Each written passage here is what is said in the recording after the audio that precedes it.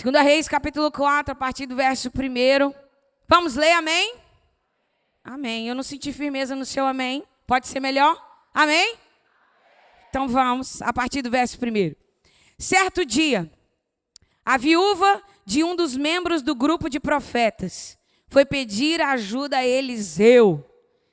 Meu marido que o servia morreu. E o Senhor sabe como ele temia o Senhor. Agora veio um credor que ameaça levar meus 2 filhos como escravos. O que posso fazer para ajudá-la? Perguntou Eliseu. Diga-me, o que você tem em casa?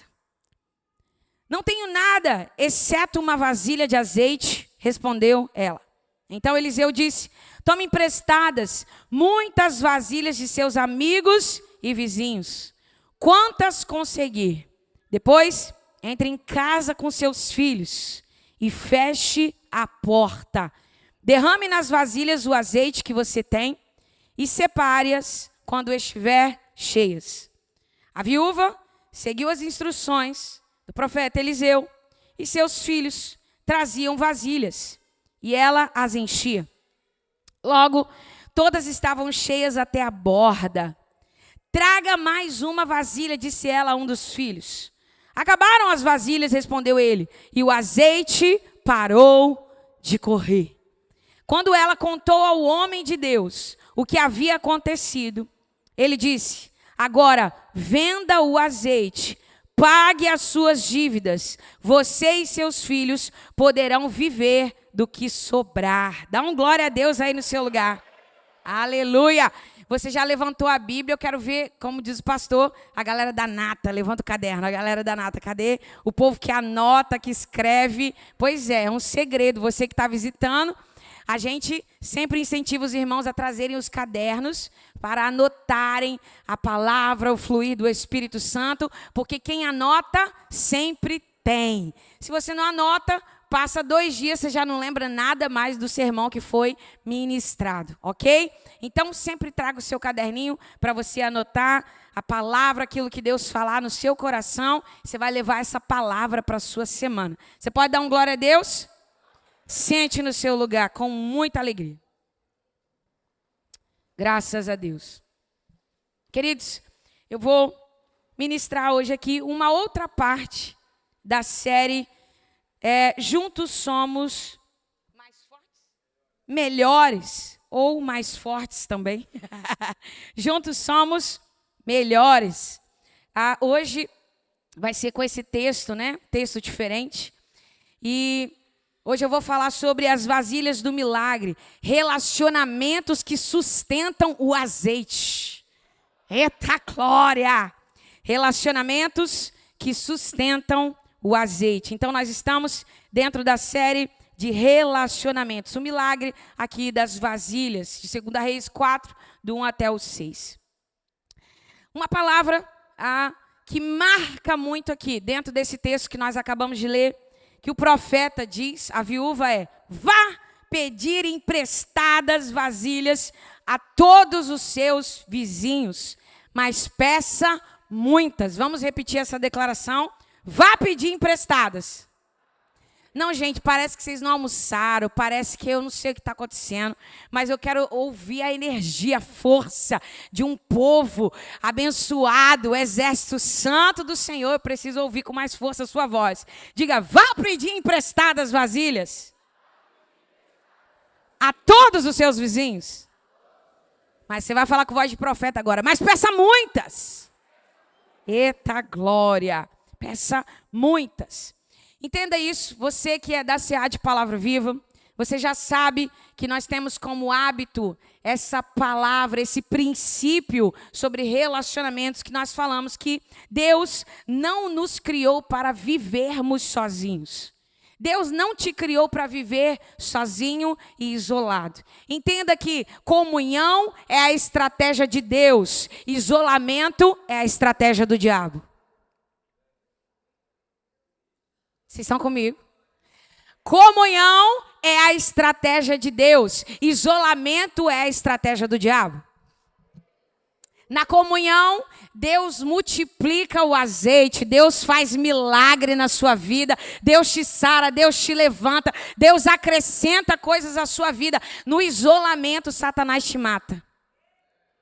Ele te enlouquece com transtornos mentais. Ele traz loucuras sobre a sua cabeça. Ele traz pensamentos que você não é amado, que você não é aceito, que você é rejeitado. Passa um tempinho fora da comunhão do corpo de Cristo, que rapidinho você vai ficar uma pessoa neurótica. Quanto menos comunhão, mais neurose. Quanto mais comunhão, mais cura. Porque comunhão é a estratégia de Deus para curar, transformar e fazer milagres no meio do seu povo. Isolamento é a estratégia do diabo para te adoecer, te enlouquecer, te desequilibrar e te matar. Por que me matar, pastora? Porque João 10:10, a palavra de Deus diz que o ladrão, ele veio senão para roubar, matar e destruir. Mas graças a Deus que Jesus diz, mas eu vim para que vocês tenham vida e a tenham em abundância. Aleluia. Esse negócio de escassez não é com Deus. Esse negócio de vida de escassez não é com Jesus. Ele tem uma vida abundante para você. E todas as realidades para a sua vida começam no reino do Espírito, que é paz, justiça e alegria. Dá um glória a Deus no seu lugar. Pronto? Então entenda isso. Sempre, até Jesus voltar, nós vamos bater na tecla do princípio chamado comunhão. Ó, quão bom e quão agradável é que os irmãos vivam em união. Fala sobre o óleo, é como o óleo que desce da cabeça, escorre pela barba, pelas golas das vestes e por aí vai.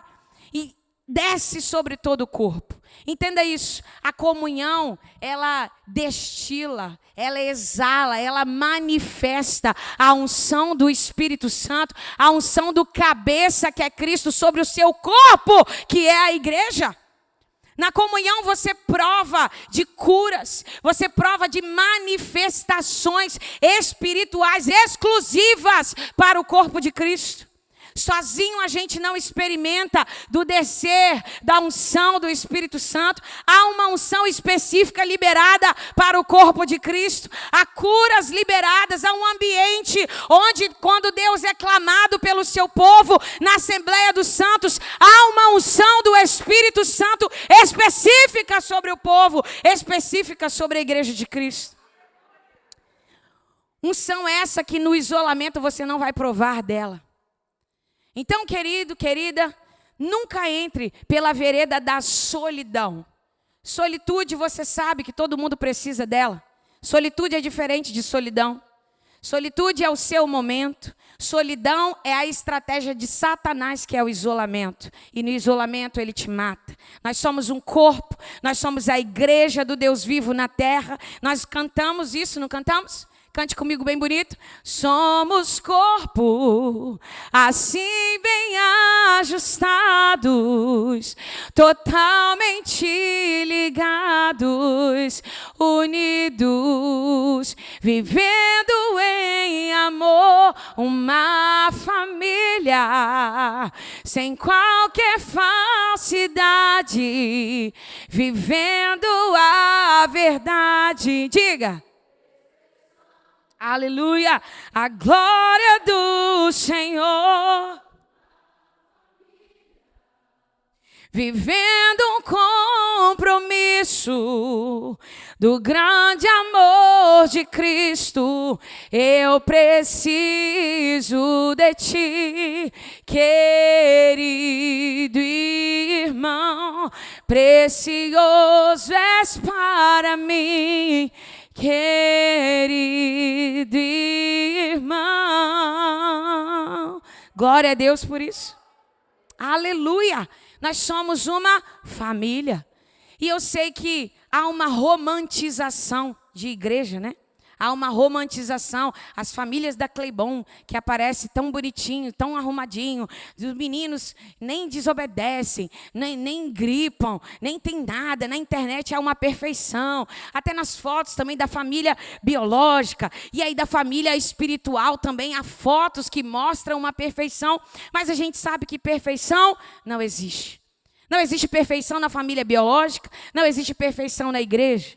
Se a sua família não é perfeita, por que você quer que a igreja seja perfeita?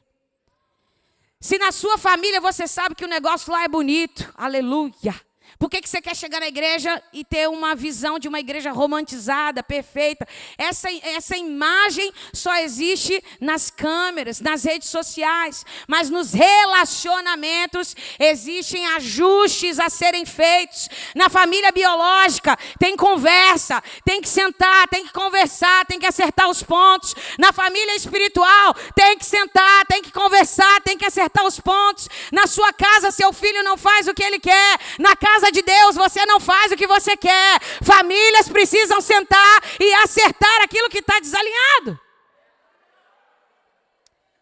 Aceite isso no seu coração, porque senão você vai procurar a igreja perfeita. E toda vez que você for contrariado, você vai abandonar a comunhão e Satanás vai ficar ganhando grandão nas suas costas, sempre te isolando para te matar. Tô decepcionado, tô decepcionado, tô decepcionado. Ei, Deus te levanta desse lugar de decepção hoje e te faz habitar na comunhão do corpo dele, na comunhão da família dele. E ele está te chamando para esse compromisso hoje. Por favor, parem de romantizar famílias biológicas e famílias espirituais.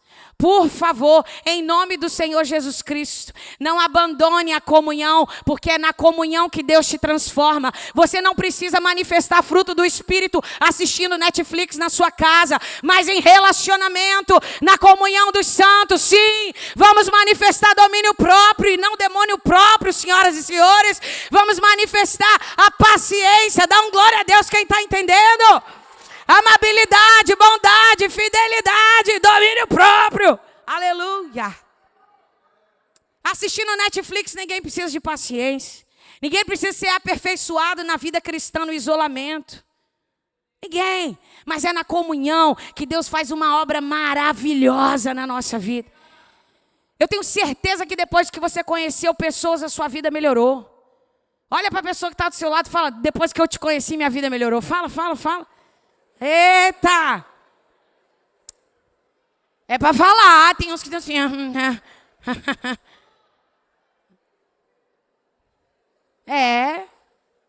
Melhora, irmão. Nossa vida melhora. A gente aprende coisa com força. Quando a gente conhece as pessoas te melhoram.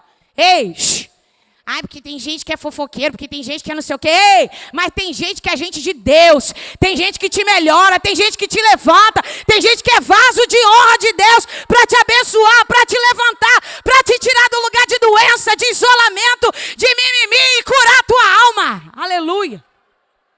Dá um glória a Deus ali.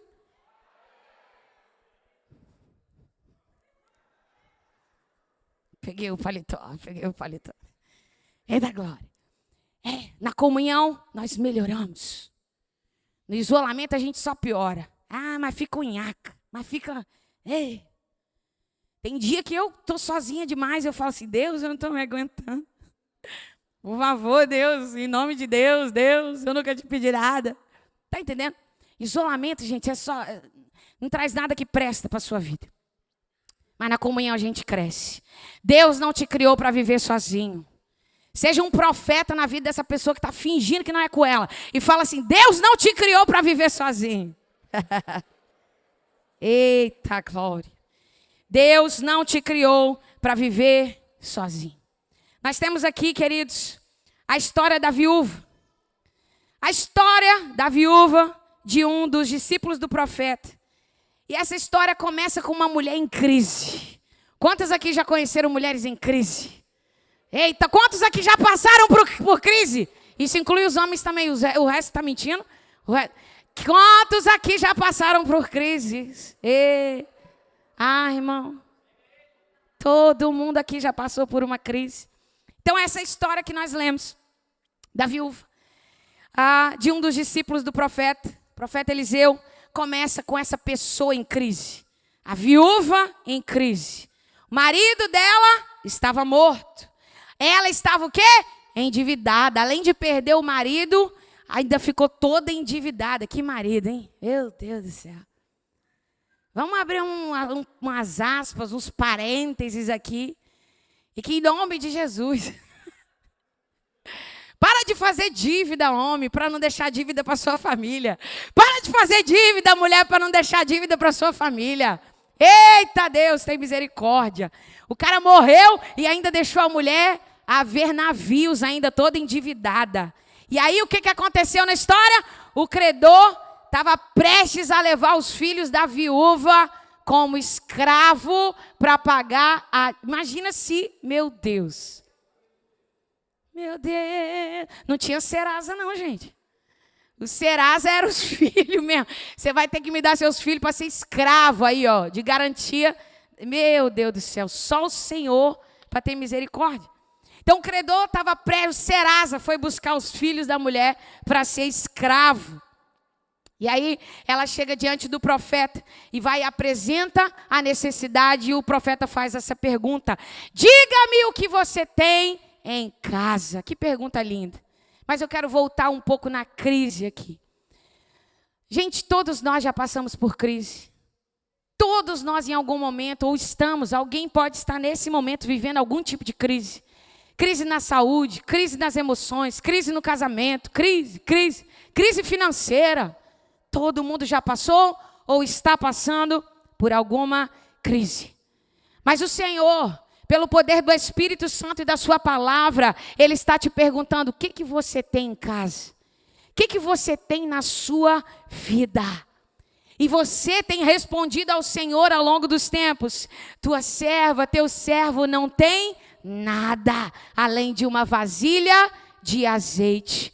No meio dessa crise, a viúva não enxergava nada. No meio da crise você não enxerga nada. No meio da crise você não enxerga o agir de Deus. No meio da crise você não enxerga a operação do Espírito Santo. No meio da crise você não consegue ver e perceber que o Senhor, Ele tem uma boa, agradável e perfeita vontade sobre a sua vida. No meio da crise você não consegue enxergar que a palavra de Deus, ela é viva e eficaz. No meio da crise nós temos que experimentar, falar como o salmista diz: eleva os meus olhos para os montes, de onde virá o meu socorro? E ele responde: o meu socorro vem do Senhor que fez os céus e a terra. A viúva não enxergava nada. Você às vezes não enxerga nada. Eu não tenho nada, eu não sou nada, está tudo acabado. Porque a crise faz você enxergar nada. Parece que está tudo pior, está tudo ruim. E Deus enxergava o quê? Azeite. Por isso que Ele fez, através do profeta, essa pergunta intencional: o que você tem na sua casa? No meio do seu nada, Deus enxerga azeite. E azeite nós podemos trazer a tipificação da unção do Espírito Santo. E eu estou aqui para liberar uma palavra sobre a sua vida, minha irmã, meu irmão. Eu não sei que tipo de crise você está vivendo, mas existe azeite, a unção do Espírito Santo, que entra no meio dessa crise, que te cura, que te liberta, que traz você para fora, para viver ainda os sonhos de Deus. Ela não enxergava nada. E Deus enxergava azeite.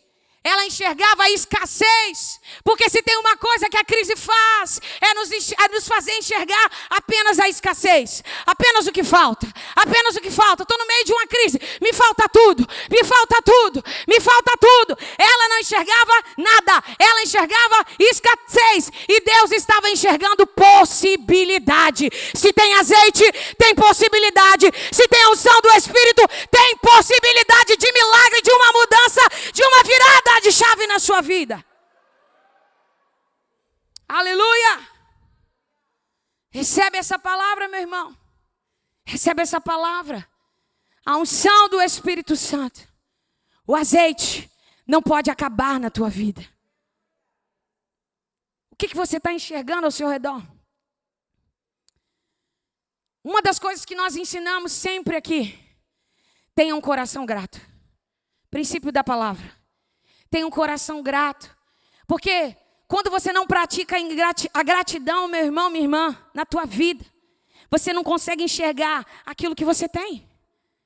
Ei, para você é um pouco de azeite.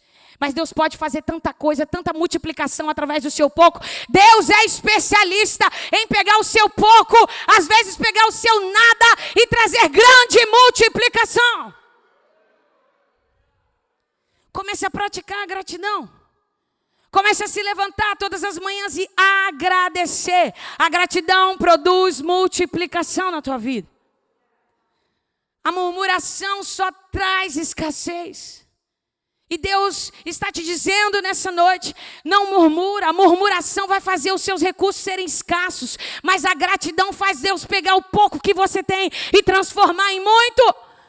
Quando Jesus vai alimentar a multidão de 5.000 homens, fora mulheres e crianças, ele pega uma criança, um garoto com 5 pães e 2 peixinhos apenas. E ele levanta esse cesto que insanamente era impossível alimentar uma multidão de 5 pães e 2 peixinhos. E ele tem um ato de gratidão. Ele levanta o cesto e diz: graças nós te damos, Pai.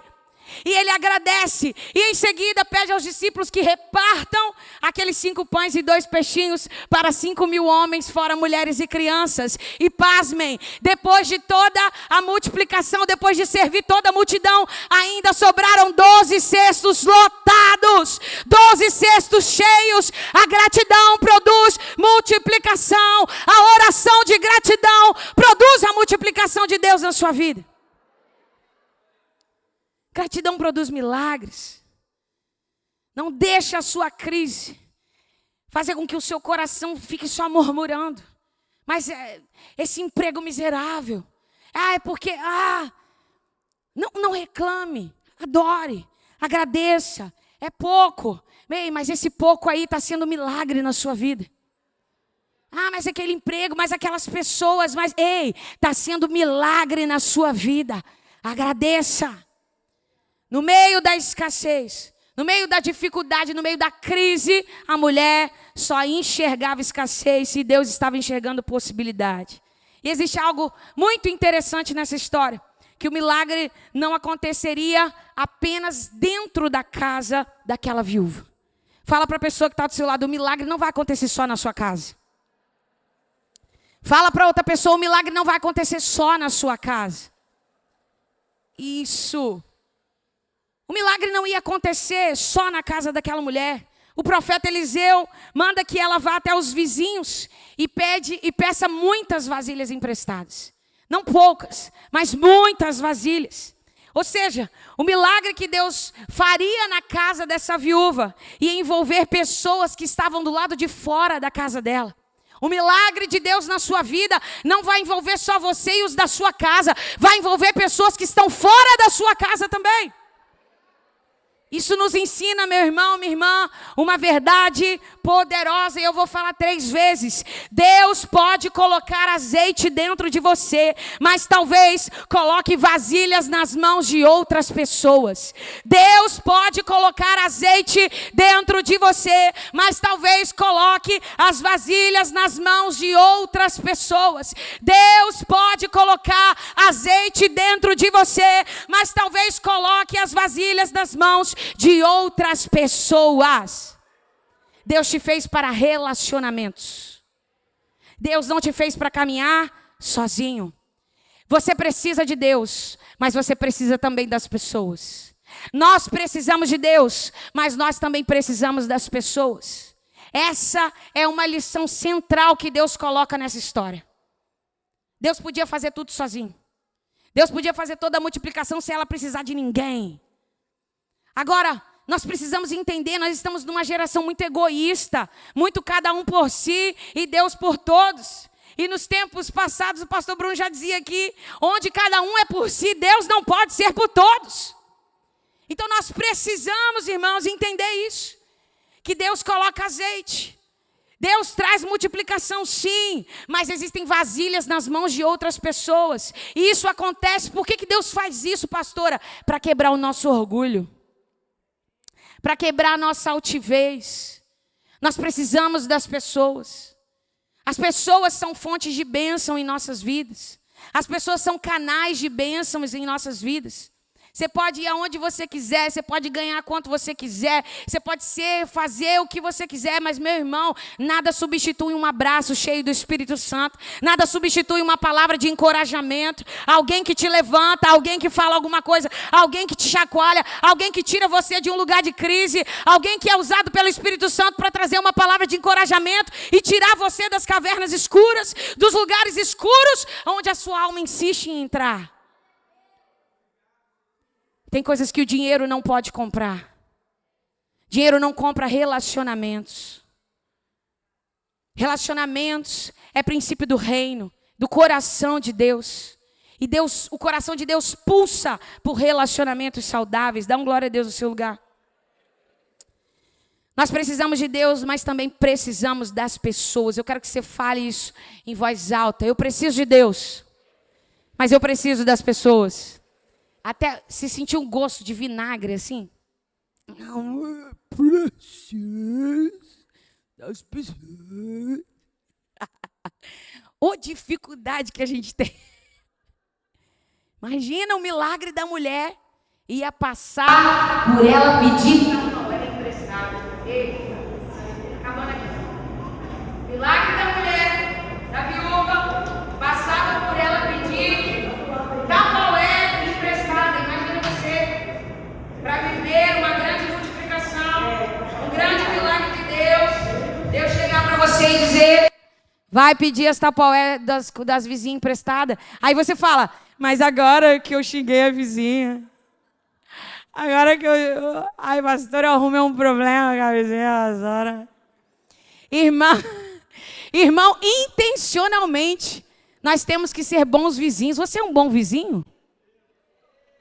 Todo mundo quer ter um anjo como vizinho, mas ninguém quer ser o vizinho anjo. Às vezes, ó,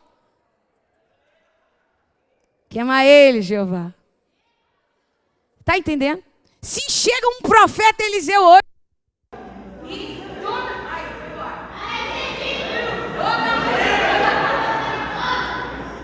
Vocês me escutam, seu pai? Se chega um profeta Eliseu hoje na sua vida e fala assim: Deus vai te tornar um milionário na terra. Deus vai trazer. Como é que é o negócio das moedinhas virtual lá, Dailton? Você que é bom nisso? Bitcoin. Você vai ter muito Bitcoin. Você vai ter muito dinheiro. Você vai ter muito Bitcoin, muito cookie, muito não sei o quê. Não entendo nada dessas coisas. Mas enfim, você vai ter muita prosperidade na sua vida. Mas para você alcançar essa multiplicação, você vai ter que ir na sua vizinhança e pegar muitas vasilhas emprestadas. Hoje, como é que está a sua moral com a sua vizinhança? Primeiro porque o texto bíblico está falando sobre milagres que têm a ver com vizinhos. Milagres que têm a ver com relacionamentos. Entenda uma coisa, se você quer receber algo das pessoas ao seu redor, você tem que plantar. Você tem que entender como um cristão, como um crente em Cristo Jesus, que um dos frutos do Espírito é chamado benignidade. E um dos significados de benignidade é gentileza. Então começa a plantar bons relacionamentos, planta um docinho, planta um bolinho, faz alguma coisa. O bem vai voltar para você. Ai, pastora, mas isso não é fazer coisa com interesse. Não, gente, isso é ser crente. É plantar benignidade. Ai, meu Deus. Essa frase você conhece. Quem carrega o céu dentro de si não deixa as marcas do inferno por onde passa.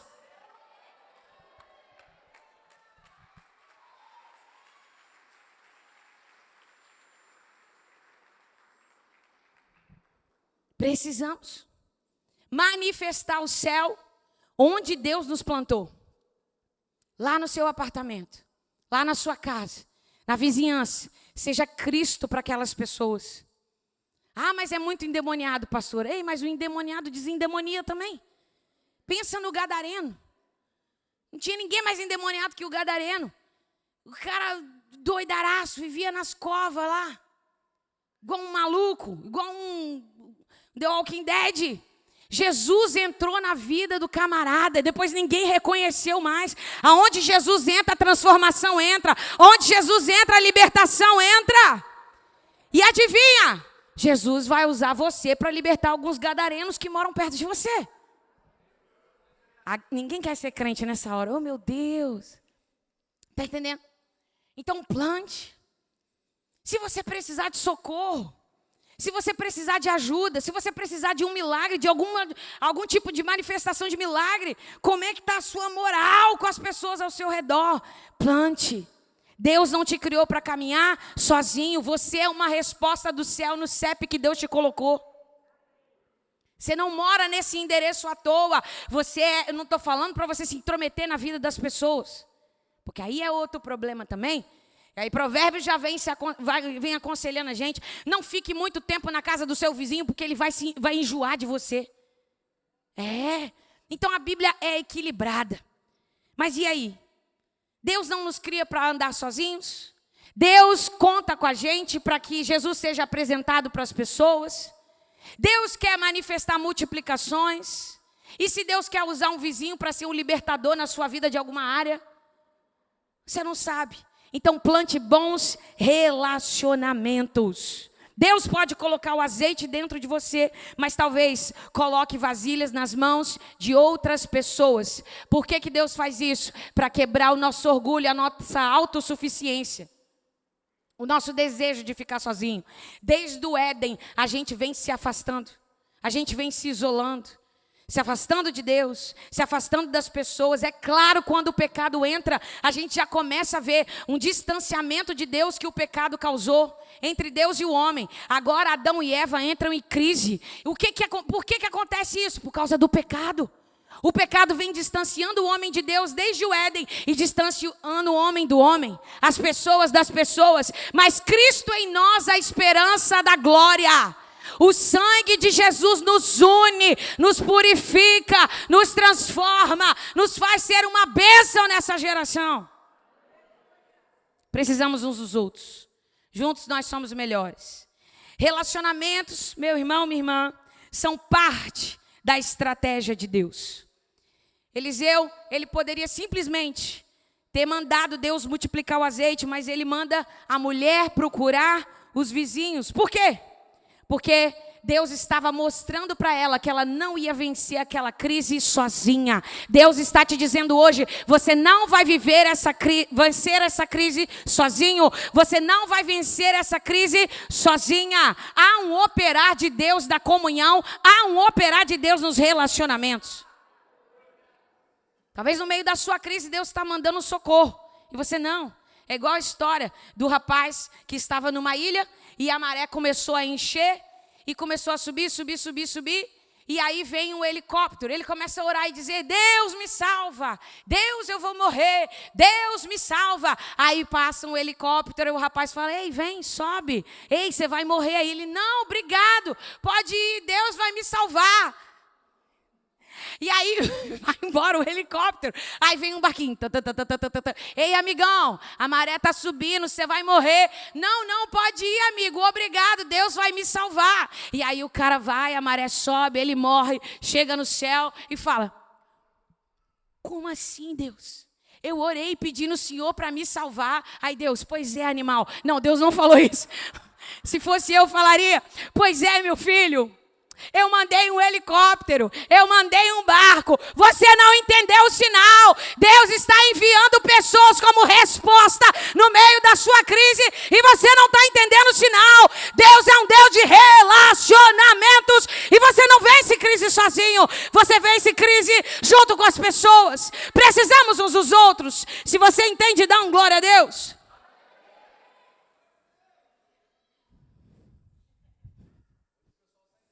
Aleluia.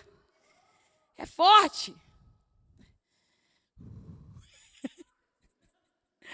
Há coisas que Deus colocou em nós, irmãos. Há coisas que Deus colocou em você. Mas há coisas que Deus colocou nas pessoas que estão ao seu redor.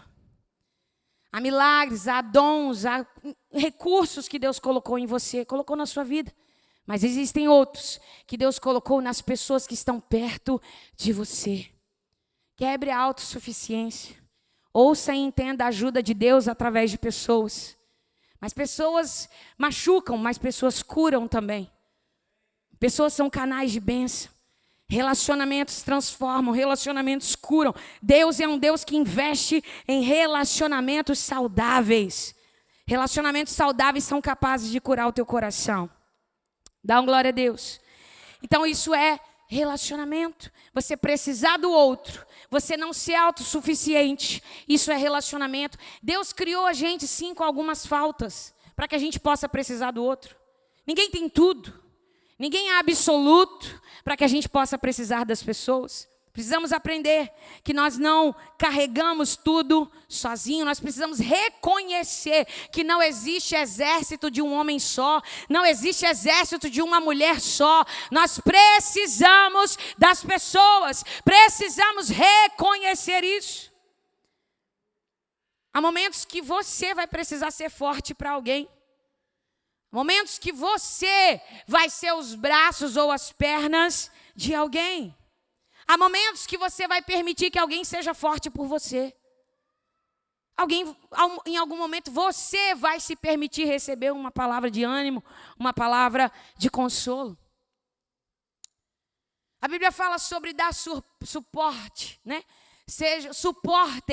Suportando-vos uns aos outros. O apóstolo Paulo dá essa direção. E a gente acha que suportando-vos uns aos outros é quando você olha para aquela pessoa assim, fala assim, nossa, suporto fulana de tal. Aí, bem que a Bíblia fala, suporto, porque eu tô, fulano tá, tô suportando. Mas não é nesse sentido que a Bíblia fala sobre suportai-vos uns aos outros. Quando a palavra do Senhor fala sobre suportar uns aos outros, é dar suporte. Esse suporte uns para os outros.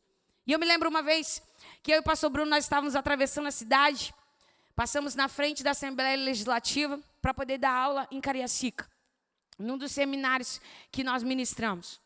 E nós paramos exatamente no sinal ali do Shopping Vitória e da Assembleia Legislativa. Todo mundo que já passou, você sabe que é um sinal longo da mão e contramão, até chegar do outro lado. E eu vi uma cena, isso faz pelo menos uns 8 anos, 7, 8 anos, que eu nunca mais vou me esquecer. Mas eu vou te explicar para que você entenda o que a Bíblia fala sobre suportar uns aos outros, ou seja, servir de suporte uns para os outros. E aí nós estávamos parados naquele sinal. E uma senhora, uma mulher, quando abriu o sinal, ela tentou atravessar, ela não tinha as 2 pernas. E ela, naquela multidão, tentando se arrastar e atravessar para o outro lado da avenida, que era o Shopping Vitória.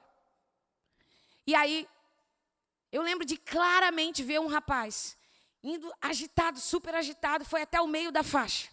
Quando ele para no meio da faixa, ele parou, pegou e voltou. Voltou para trás. Pegou aquela mulher no colo e atravessou. O sinal abriu para os carros. Ninguém saiu do lugar. Ele atravessou as 2 avenidas com a mulher no colo. E aí vem a palavra de Deus. Ei, suportai-vos uns aos outros. Ei, deem suporte uns para os outros. Ei, vai ter um dia que você vai precisar ser as pernas de alguém. Vai ter um dia que você vai precisar ser os braços de alguém. Vai ter um dia que você vai precisar ser a voz de alguém. A voz para alguém. A voz de Deus. Precisamos dar suporte uns para os outros. Deus nos criou como resposta para relacionamentos. Respostas para pessoas. Vai ter um dia que você vai precisar. Vai ter um dia que você vai precisar ser ajudado. Aceita ajuda. Fala para alguém que está do seu lado, receber ajuda é bom. Isso. Nem quebra, nem dói. Receber ajuda é bom. Deus nos criou para isso. Então não tenha vergonha. Um conselho pastoral para você, minha irmã, meu irmão. Não tenha vergonha de pedir ajuda quando você estiver atravessando uma estação difícil. Não transforme independência em isolamento. Não faça isso. Isso não é saudável para você. Não diga, eu resolvo tudo sozinha. Eu resolvo tudo sozinha. Isso não vai dar certo. Então, irmão, receba ajuda. Saiba ajudar, mas saiba também ser ajudado. Às vezes, a espiritualidade mais madura não é dizer eu consigo. Às vezes, a espiritualidade mais madura é eu preciso de você.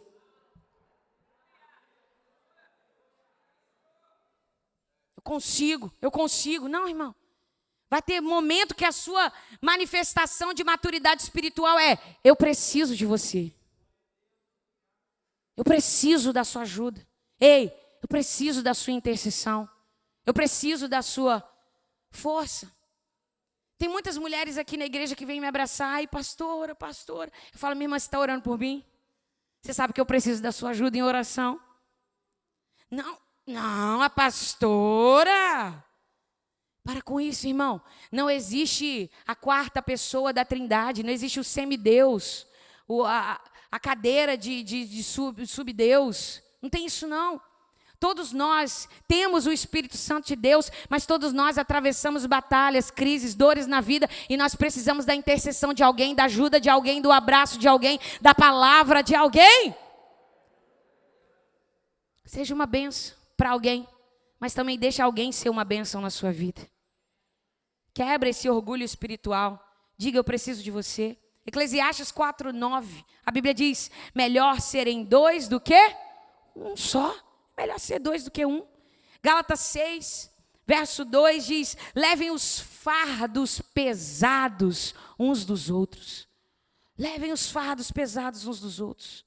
Quem tenta carregar tudo sozinho, pode até chegar mais longe, mas quem caminha com pessoas chega mais forte. Vou repetir. Quem tenta carregar tudo sozinho pode até chegar mais longe, mas quem caminha com pessoas chega mais forte. Deus quer que você chegue no seu destino mais forte, mais saudável. Isso será possível com a ajuda de outras pessoas. Isso será possível na comunhão. Dê um glória a Deus se você entende isso.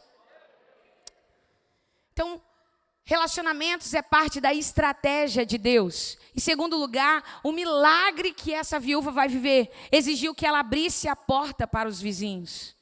Eliseu disse, vá pedir emprestadas vasilhas a todos os seus vizinhos. E aí, você imagina essa mulher batendo de porta em porta. Ei, você pode me emprestar uma vasilha? Você tem mais uma vasilha? Você pode me emprestar outra vasilha? Ei, ela precisou se relacionar para receber vasilhas. Talvez tivesse vergonha, às vezes a gente tem vergonha de pedir ajuda, talvez houvesse medo do que os outros pensariam, talvez ela estava constrangida, talvez alguém tenha perguntado, para que você precisa de tanta vasilha? Porque sempre tem um curioso. Sim ou não, gente? Sempre tem um curioso, mas não importa todas as possibilidades da vergonha, das perguntas, das exclamações, aquela mulher obedeceu a voz do profeta. O orgulho, minha irmã, meu irmão, quer esconder as nossas necessidades. A humildade nos faz permitir receber ajuda. O orgulho quer esconder as nossas necessidades. A humildade nos permite receber ajuda. Glória a Deus. E quando a gente fala de humildade, a gente está falando de uma das virtudes mais difíceis do Evangelho. De viver e de manter na vida. Vou falar de novo. Uma das virtudes mais difíceis do Evangelho. De viver e de manter na nossa vida. Se chama humildade. Mas Jesus continua dizendo em Mateus capítulo 11. Ele diz, aprendam de mim, porque eu sou manso e humilde de coração. E vocês encontrarão descanso para as vossas almas. Aprender a virtude da humildade é andar no descanso de Cristo. É carregar fardos que Ele não te chamou para carregar, mas trocar os fardos com Ele. E Ele diz, o meu jugo é suave e o meu fardo é leve. Então, praticar a virtude da humildade vai nos ajudar a caminhar na leveza de Cristo. Andar com Cristo é leve, irmão, não é para ser pesado. Ai, porque a vida do crente não é um morango, porque o crente não tem um dia de paz. Aí você vai pegando os memes e vai transformando a vida com Cristo no inferno. Ei, Jesus não falou, comigo a vida de vocês vai ser um inferno. Ele disse, eu tenho vida e vida em abundância para vocês. Tu troca essa linguagem. Com Jesus é para ser leve. Se está pesado, é porque você está carregando fardos que Ele não te pediu para carregar. Troca a linguagem, meu irmão, troca a linguagem. Às vezes a gente tem dificuldade até de atrair as pessoas para Cristo, porque a gente criou um linguajar religioso tão estranho, que como servir a Deus fosse a pior coisa que existe. E eu te digo uma coisa, conhecer Jesus foi a coisa mais incrível que aconteceu na minha história, na minha vida.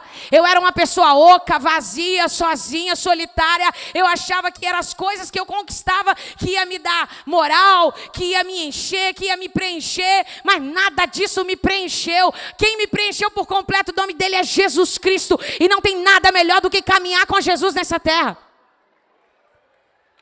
Pode aplaudir o Senhor. Aleluia. Tem aflição, mas tem Jesus. O Senhor é o meu pastor e nada me faltará. Tem momentos difíceis, mas tem a presença do Pai, o Emanuel, Deus conosco. Então não seja uma pregação ambulante, não seja um anti-evangelho, irmão. Fala tu com o amigo do seu lado e fala assim, para de ser chato. E sereis minhas testemunhas. Olha o que Jesus fala. Quando for derramado o Espírito Santo sobre vocês, no dia do Pentecoste, vocês serão as minhas testemunhas em Samaria, Judeia, nos confins da terra. Meu Deus, quem vai querer seguir Jesus se você só tem coisa ruim para falar? Depois que eu fui seguir Jesus, minha vida acabou. Porque, capiroto.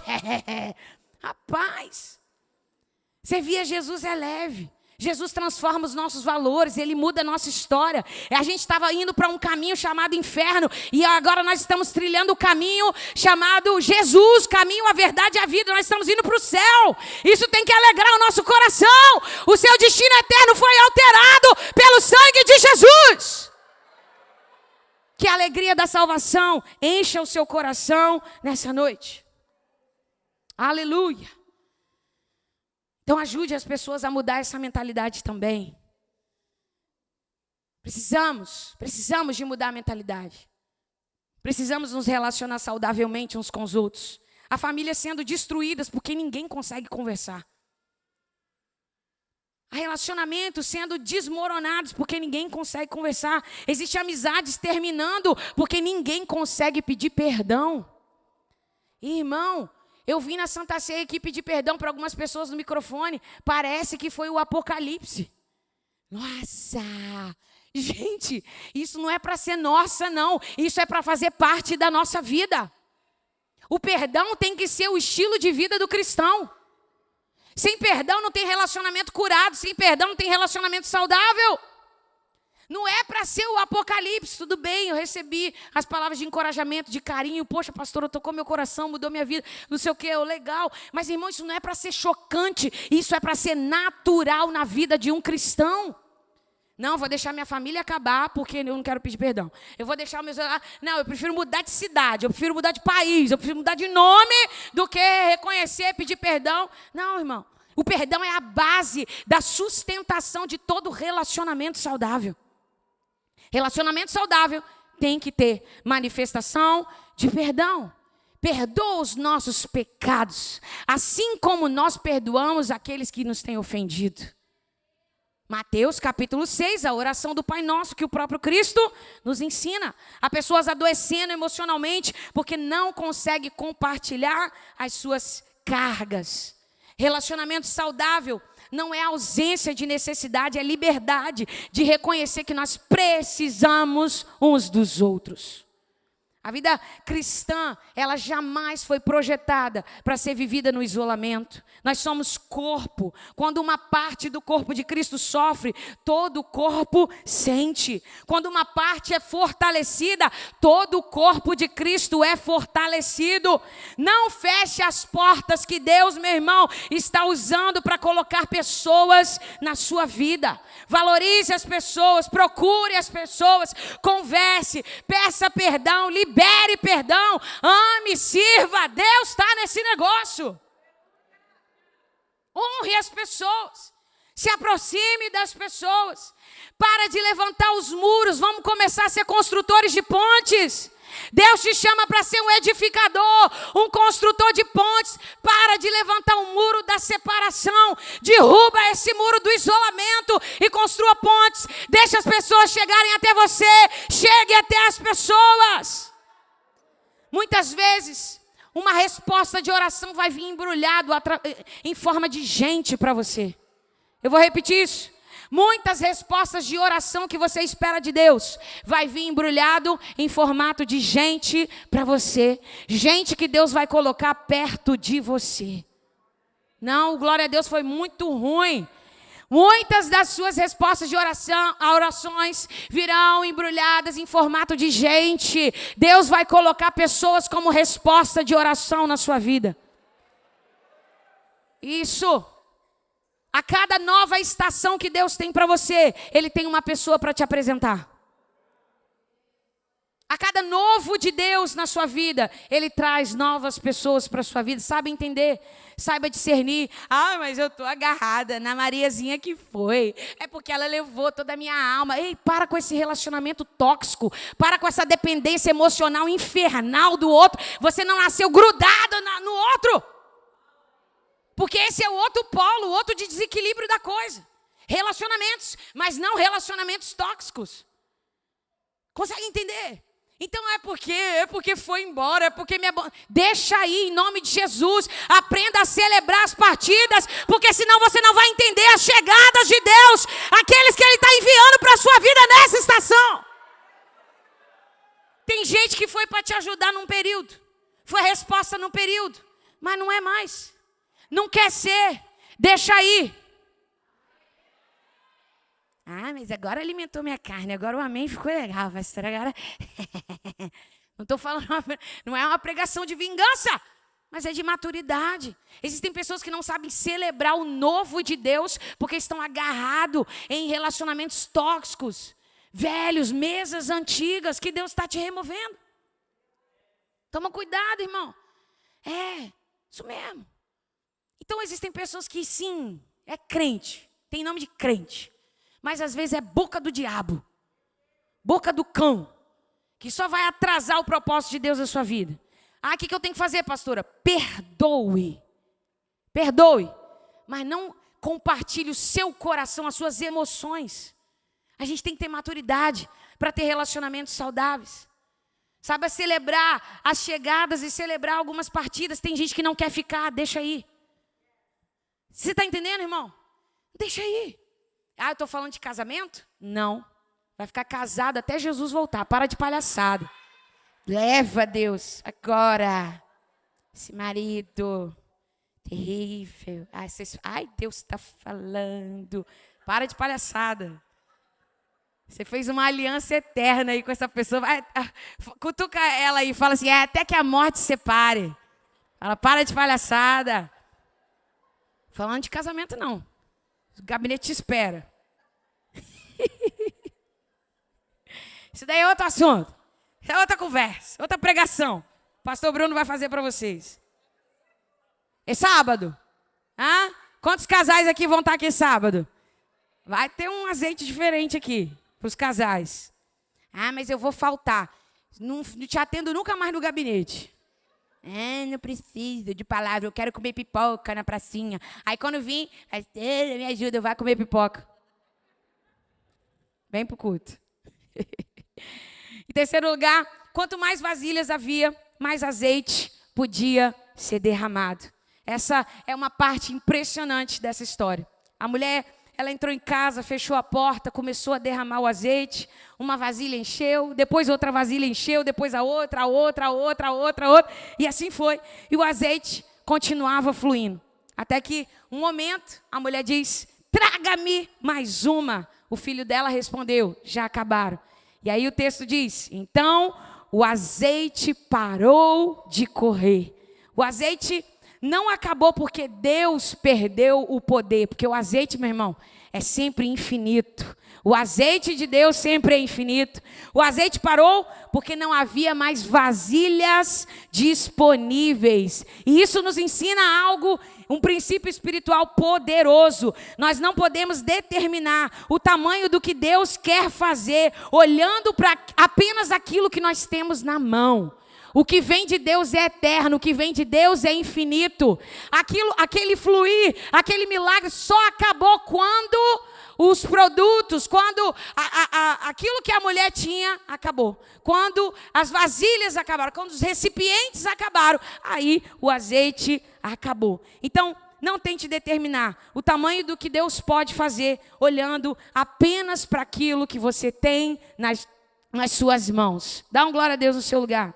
Ela tinha uma pequena vasilha, mas havia muitas outras vasilhas ao redor. E o tamanho da primeira vasilha não determinava o tamanho do milagre. A quantidade de vasilhas disponíveis ampliava o espaço para o azeite. Então, meu irmão, minha irmã, ouça isso nessa noite. Talvez você tenha azeite, e eu creio que você tem. Se isso tipifica a unção, pode tipificar a unção do Espírito Santo, você tem. Mas alguém tem uma vasilha, alguém tem algum recurso que vai te ajudar. Talvez você tenha uma palavra. Eu tenho uma palavra, pastora, e a outra pessoa tem o quê? Uma experiência. Talvez você seja uma pessoa muito forte. É porque eu tenho muita força, é porque eu tenho muita disposição. Mas alguém perto de você tem a sabedoria que você ainda não tem. Talvez você seja uma pessoa que tem muita habilidade, mas alguém perto de você tem uma conexão que você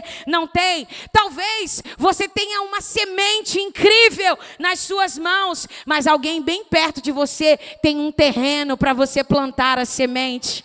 Quando nos unimos, aquilo que parece pequeno começa a produzir algo grandioso. Não se limite naquilo que você tem, porque muitas coisas podem ser multiplicadas se unidas a tudo aquilo que Deus entregou a cada um. Se você imagina se é poderoso algo que tem na sua vida, você imagina se isso for compartilhado, se você souber ajudar e receber ajuda das pessoas que estão ao seu redor, a multiplicação de Deus vai ser infinita. O nosso relacionamento com Deus, meu irmão, minha irmã, também vai se expressar nos nossos relacionamentos uns com os outros. E nós temos que entender isso. A nossa salvação e o nosso acesso. Acesso a Deus vem por meio de Cristo Jesus. Mas o nosso relacionamento com Deus, inevitavelmente, vai transformar a forma como nós tratamos as pessoas. Trate as pessoas com dignidade. Ah, mas não é crente, pastora. Com mais dignidade ainda você deve tratar, porque você é uma testemunha de Cristo na terra. O seu relacionamento com Deus precisa alterar a forma como você trata as pessoas. Nós não podemos dizer, eu amo a Deus, e viver odiando, e viver desprezando, e viver ferindo, e viver abandonando as pessoas. João escreve em 1 João, capítulo 4, verso 20, quem não ama seu irmão a quem vê, não pode amar a Deus a quem não vê. Deus está chamando a sua igreja para um lugar de relacionamento, de compartilhamento, de amor. Isso é muito sério. A nossa espiritualidade é revelada na maneira como nós tratamos as pessoas. Deus quer que você seja um agente de Jesus, com o frentista do posto, com a tia da padaria, com as pessoas. A nossa espiritualidade é revelada na maneira que nós tratamos as pessoas. E sim, todos nós estamos sendo tratados nessa realidade. Todos nós estamos sendo aperfeiçoados nessa realidade. Não adianta a gente encher a nossa boca para falar do amor de Deus, se nós não sabemos amar as pessoas que estão perto de nós. Filho, saiba amar seus pais. Filha, saiba amar seus pais. Pais, saibam amar seus filhos. Encha-se um pouco mais do fruto do Espírito. Pratique um pouco mais o fruto do Espírito. Benignidade, gentileza. É muito fácil ser legal e incrível com os outros da rua, mas Deus quer que sejamos benignos com aqueles que estão perto de nós. Seja uma manifestação de amor para sua esposa, marido. Seja uma manifestação de amor para o seu marido, esposa. Seja uma manifestação de amor para os seus pais, para os seus filhos, para as pessoas que estão ao seu redor.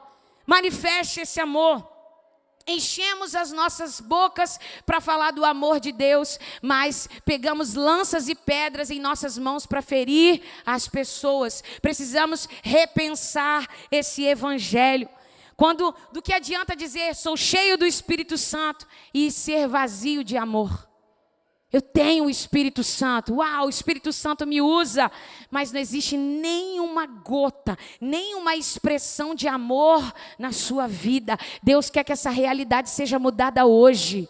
Porque Deus, Ele te alcançou por amor. Deus não te alcançou com flechada, com pancada. Quando Ele quis provar o seu amor, o amor dEle por você, Ele enviou o Filho dEle para morrer lá na cruz. João 3,16 diz, porque Deus amou, porque Deus amou, porque Deus amou, porque Deus amou, Deus amou, amou o mundo de tal maneira que deu o seu Filho unigênito para que todo aquele que nele crê não pereça, mas tenha a vida eterna.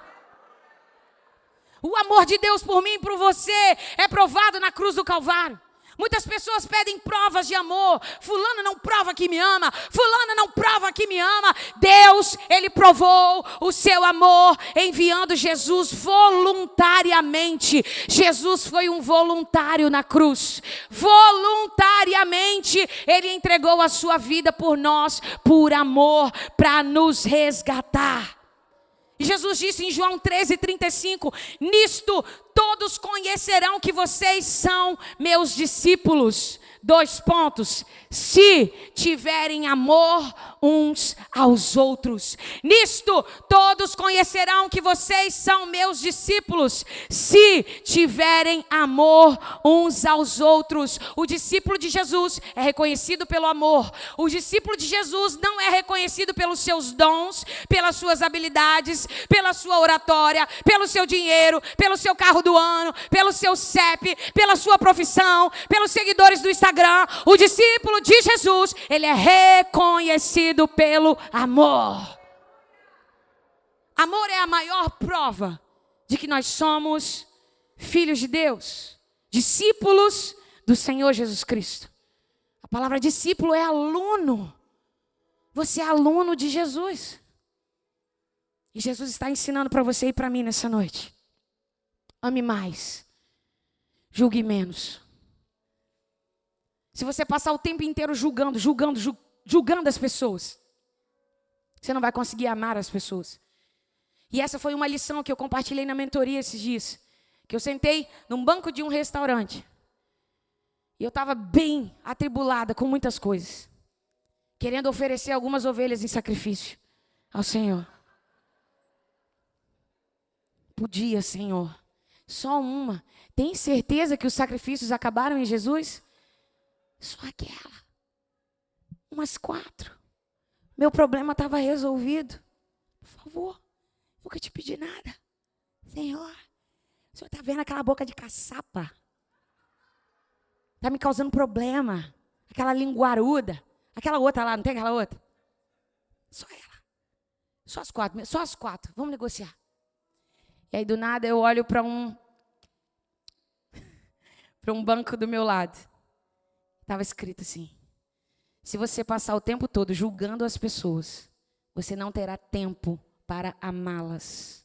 Madre Teresa de Calcutá.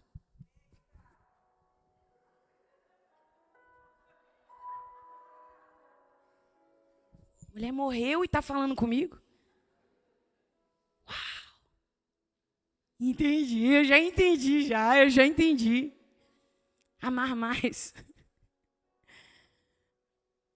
Amar as pessoas. Ah, gente. Quando a gente vai no altar do casamento, todo mundo faz uma promessa que nem presta atenção nessa promessa. Prometo te amar. Prometo ser fiel a você. Na alegria, na tristeza, na saúde, na doença. Todos, na riqueza e na pobreza. Ah, tem gente que só quer amar na riqueza. Tem gente que só quer amar na saúde. Você fez um pacto no altar. E quando a pessoa adoece, você quer virar as costas. Quando a pessoa empobrece, você quer virar as costas. Reveja o pacto que você fez com Deus no altar. Quando você casou com essa pessoa, você não casou só com as qualidades. Ai, eu já estou pregando para sábado. Você não casou só com as qualidades, você casou com as debilidades. Essa pessoa que você casou precisa de Jesus igualzinho você precisa.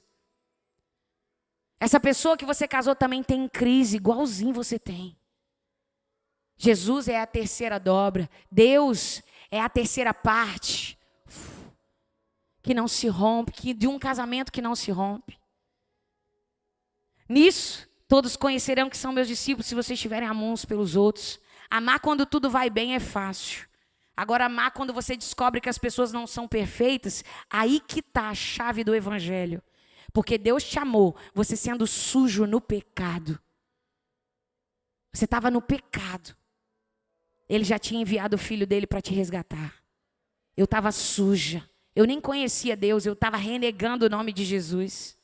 E Deus já tinha me amado, provado o amor dele por mim. Então, meu irmão, minha irmã, a base dos nossos relacionamentos precisa ser o amor que o Pai expressou por cada um de nós. Amar as pessoas quando elas estão só te fazendo bem é fácil demais, mas isso não é evangelho, tá? Jesus pergunta pra gente, que galardão que vocês têm? Se vocês amarem só aqueles que fazem o bem para vocês? Amar o vizinho legal, gente, que traz bolo, aleluia. Amar a pessoa bacaninha da igreja, amar o coleguinha bacana do trabalho, é fácil pra gente. Agora, e amar aqueles que te perseguem? É aí que mora o evangelho de Cristo. Evangelho é cruz, formato da cruz. É a vontade de Deus, atravessando a vontade dos homens, da carne. Evangelho é negar a nós mesmos, é negar a nossa carne. É olhar para o defeito do outro e falar assim, eu também precisei ser alcançado. Eu preciso ter um pouco de paciência com essa pessoa. Não é agora que eu descobri o seu mau caratismo que eu vou virar as costas para você. Insista um pouco mais, ame um pouco mais, abre o caminho, seja ponte, para de ser muro. Deus conta com você, abra seu coração. A mesma misericórdia que te alcança, alcança a pessoa que está perto de você, seja marido, seja esposa. Abra o coração, deixa o evangelho crescer dentro de você.